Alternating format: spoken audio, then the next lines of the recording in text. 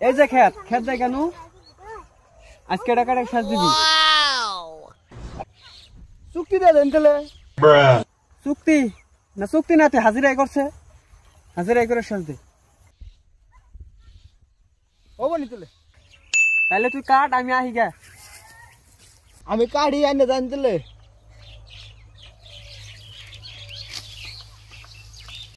কামলারা তো খেতে ধান কাটপাট দিয়ে এলাম কামলা এবার কি করতেছে যাই দি খেত নি কত দূর কাটা হইলো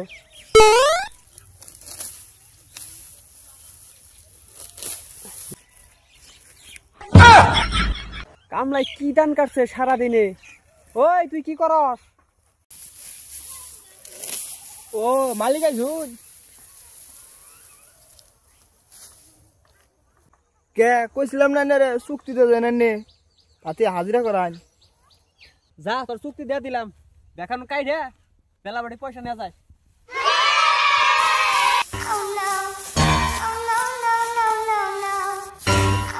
মালিক খারান ধান কাটা শেষ ধান কাটার পয়সা দিতে জানেন নে